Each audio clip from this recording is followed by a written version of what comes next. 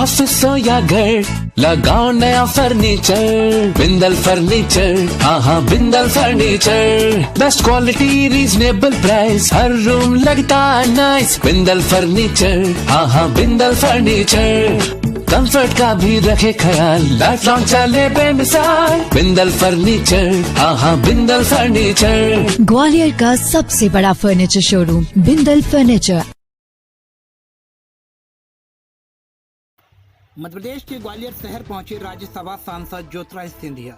यह बता दें कि ग्वालियर पहुंचने के बाद मीडिया से चर्चा करते हुए सिंधिया ने कहा कि सरकार ने दूसरी लहर पर काबू पा लिया है और हम तीसरी वेव की तैयारी कर रहे हैं, जिसके लिए मैं हर जिले को 5 से 6 एम्बुलेंस भी दे रहा हूं और एक टीकाकरण ही तीसरी लहर को रोकने का एकमात्र तरीका है। इसी के साथ साथ उन्होंने नेतृत्व परिवर्तन पर बोलते हुए कहा कि 16 महीनों में बहुत अच्छी सरकार चली है। शिवराज प्रदेश के मुखिया नेतृत्व परिवर्तन की बात कहां से चल रही है पता नहीं है। एवं सिंधिया ने मीडिया का हालचाल भी जाना। एयरपोर्ट से सिंधिया बाय रोड भिंड के लिए रवाना हुए। ग्वालियर से अतुल राठौर की रिपोर्ट।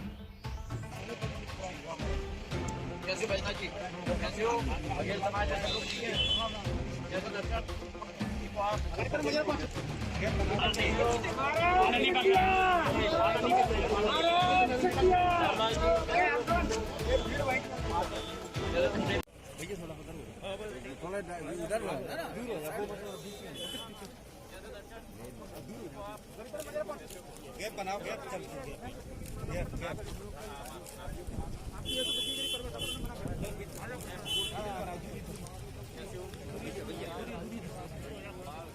भैया उधर ही रहो, उधर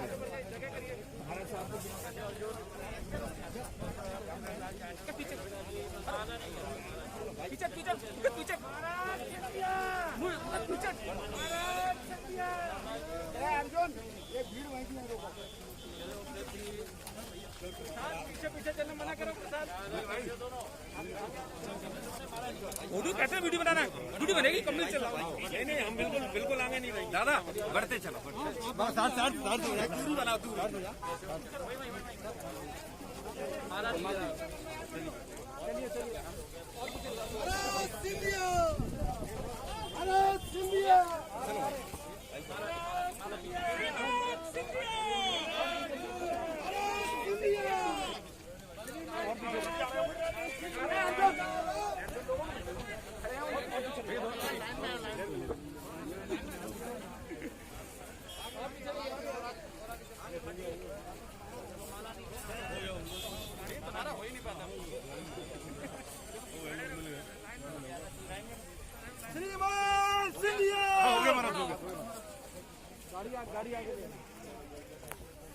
के बिना कहीं जाऊंगा क्या? साहब आज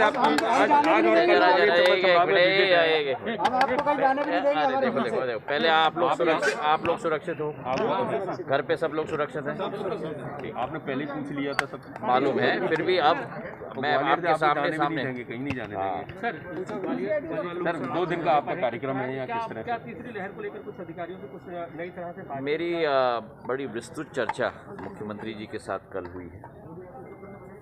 पहले तो मध्य प्रदेश सरकार को मैं अपने तहे दिल से, मुख्यमंत्री को, सारे हमारे मंत्रियों को, हमारे विधायकों को,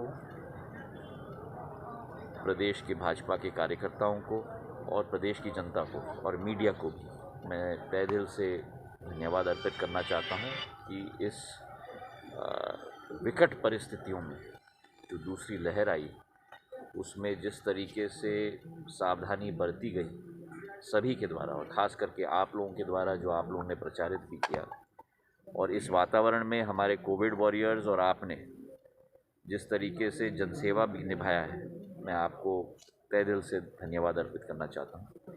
अभी दूसरे वेव पर हम लोग ने काबू पाया है, लेकिन अभी भी जंग जारी है। ये हम ना सोचें कि जंग समाप्त हुआ है। अभी भी हम लोगों को सावधानी बरतनी होगी, अभी भी हम लोगों को तीसरी वेव की तैयारी करनी होगी और इसका एक ही हल है अंत में, और वो हल है टीकाकरण। तो मैं आपसे भी निवेदन करना चाहता हूँ कि इतने चैनल्स यहाँ आए हैं, आपके चैनल्स के द्वारा भी टीकाकरण का उत्साहवर्धन करें, सभी को एक ऊर्जा प्रदान करें कि टीका ही एकमात्र अस्त्र है और शस्त्र है इस वायरस के विरुद्ध। बड़ी विस्तृत चर्चा कोविड पे भी हमारी हुई है और कल का कार्यक्रम भी है जहां 5 या 6 एम्बुलेंस मैं अपने तरफ से भी दे रहा हूं सारे जिलों को। ये फुल्ली इक्विप्ड एम्बुलेंसेस होंगी जिस कार्यक्रम में आप लोग भी आमंत्रित हैं। उसी के साथ कई जिलों में ऑक्सीजन प्लांट्स भी लग रहे हैं। तो चाहे मैं हूँ, चाहे नरेंद्र सिंह जी हों, चाहे शिवराज सिंह जी हों, हम सब अपने अपने स्तर पर कोशिश कर रहे हैं कि जो भी तैयारियां तीसरी वेव के लिए भी हमें करनी होगी, संयुक्त रूप से हम लोग मिलकर कर रहे हैं। और इसमें मैं ये एक ज़रूर बात कहना चाहता हूँ कि इसमें राजनीति हमें नहीं लानी चाहिए। कांग्रेस हो, बीजेपी हो, किसी भी दल का व्यक्ति हो, ये जनता की एक लड़ाई है, विश्व की एक लड़ाई है और ये विश्व की लड़ाई में हम लोगों को एक साथ होना चाहिए। देखिए, मैंने आपके सब बंधुओं से मैंने भोपाल में इस पर विस्तृत चर्चा की है। मध्य प्रदेश सरकार के मुखिया शिवराज सिंह चौहान जी हैं। उनके नेतृत्व में पिछले 16 महीनों में जिस तरीके से इस कठिन परिस्थितियों में सरकार ने इतना बेहतरीन परफॉर्मेंस दिया है, मैं उनको धन्यवाद अर्पित करना चाहता हूं। बधाई नहीं केवल, लेकिन धन्यवाद अर्पित करना चाहता हूं कि उनके नेतृत्व में ये सब संभव हो पाया है। नेतृत्व परिवर्तन की चर्चाएं कहां से चल रही हैं मुझे नहीं मालूम, लेकिन मैं एक सौजन्य भेंट और कोविड के विषय पर और संगठन के विषय पर चर्चा करने के लिए भोपाल में मैं गया था और बहुत लंबी अच्छी चर्चा हमारी हुई है प्रदेश अध्यक्ष जी के साथ, प्रदेश संगठन मुखिया के साथ, मुख्यमंत्री जी के साथ, कई मंत्रियों के साथ, और उसके बाद आज मैं अब ग्वालियर आया हूँ।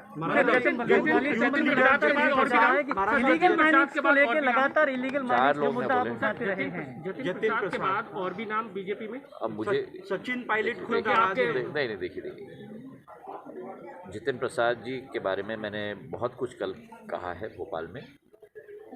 मेरे साथ मेरे सहयोगी के रूप में, मेरे सहयोगी मंत्री के रूप में, मेरे छोटे भाई के रूप में हम दोनों ने साथ में काम किया है। उनका मैंने स्वागत कल किया। मुझे बड़ी खुशी हुई कि एक पारिवारिक संबंध उनके साथ था ही, लेकिन एक राजनीतिक संबंध भी उनके साथ अब दोबारा जुड़ चुका है। एक ऐसे दल में उन्होंने प्रवेश किया है जिसके मुखिया प्रधानमंत्री नरेंद्र मोदी ने भारत की ध्वज को एक नया यश और कीर्तिमान विश्व स्तर पर दिलवाया है। हमारे राष्ट्रीय अध्यक्ष नड्डा जी, गृह मंत्री अमित शाह जी के नेतृत्व में पूरी पार्टी एक साथ मिलकर अग्रसर हो रही है देश के विकास और प्रगति के लिए। और मुझे विश्वास है कि जितिन प्रसाद जी का भी बहुत बड़ा योगदान रहेगा। उनमें बहुत क्षमताएं हैं और उन क्षमताओं का प्रयोग पार्टी पूर्ण रूप से करेगी। पिछले कई दिनों से आप भी मुद्दा उठाते रहे हैं, लेकिन श्रद्धा पांडे है लगातार उस पर हमले हो रहे हैं। एसडीओ है फॉरेस्ट, लगातार उस पर हमले हो रहे हैं। एक दर्जन से आपने अभी मुझे सूचना दी है, इस पर फौरन तहकीकात होगी। जरूरत है तो मैं मुख्यमंत्री जी से भी बात करूंगा, प्रशासन से भी बात करूंगा। जल्द से जल्द तहकीकात होगी, क्योंकि अवैध उत्खनन के खिलाफ मेरा झंडा सदैव बरकरार रहा है और इसका समाप्ति करना, इसमें दो पहलू हैं। जिन लोगों ने सरकार के साथ मसौदा पे हस्ताक्षर किया है और सरकार को रॉयल्टी दे रहे हैं, उन लोगों की रखवाली भी होनी चाहिए, क्योंकि सरकार को उसका पैसा भी मिल रहा है। पर जो अवैध उत्खनन कर रहे हैं उनके विरुद्ध सख्त से सख्त कार्रवाई होनी चाहिए। और ऐसे भी कई लोग हैं जो एक अग्रीमेंट के तहत सरकार के साथ उसके पहल में कभी कभी अवैध भी हो जाता है, उस पर भी सख्त निगरानी होनी चाहिए। महाराज साहब, एक मेरा सवाल है छोटा। ग्वालियर में जितने नर्सिंग कॉलेज थे वो बड़े अवैध साबित हुए, कहीं कोई व्यवस्था नहीं मिली। स्वास्थ्य विभाग ने उसको फिर परमिशन दे दी और नर्सिंग कॉलेज चल रहे हैं। उन पर अगर व्यवस्था होती तो ये स्थिति नहीं आती ग्वालियर में। जरा आप मुझे लिखित रूप में दे दें, मैं फौरन आप जानकारी ले सकते हैं। नहीं, आप दे दीजिए ना मुझे। देखिए, आप भी तो जनसेवक हैं ना, आप लोगों के सुझावों पर बहुत बार मैंने काम किया है। लगभग 143 है चंबल संभाग में, और जब आप होता है इसलिए मैं कह रहा हूँ ना, आप आवेदन नहीं, आप लिखित रूप में मुझे सूचना दे दीजिए। सुन लीजिए ना, उस पर पूरा लिख के मुझे दे दीजिए, उस पर कार्रवाई करना सरकार के द्वारा मैं मंत्री जी को कह दूंगा। ये नहीं हो क्या रहा है, जैसे कि एक नाम से नर्सिंग होम खुला है, उसको नोटिस दे दिया, बंद करके दूसरे नाम से उसी बिल्डिंग में फिर खुल गया है, फिर वो नहीं होना चाहिए। हो रहा है, बिल्कुल आप बिल्कुल सही कह रहे हैं। अगर वैसा हो रहा है तो अगर मैं कंपनी के रूप में कार्य कर रहा हूँ और मेरी गतिविधियाँ गलत हैं और उसे बंद की गई और फिर मैं कंपनी के रूप में उसी को करूँ तो वो तो गलत है ना। कल तक आप बिल्कुल लिख के दीजिए मुझे। उदाहरण है, कल लोटस था, लोटस का लाइसेंस निरस्त हुआ, सुबह लग गया सारा का बोर्ड। वही तो आप मुझे दे दीजिए। एक क्वेश्चन चलिए, बहुत बहुत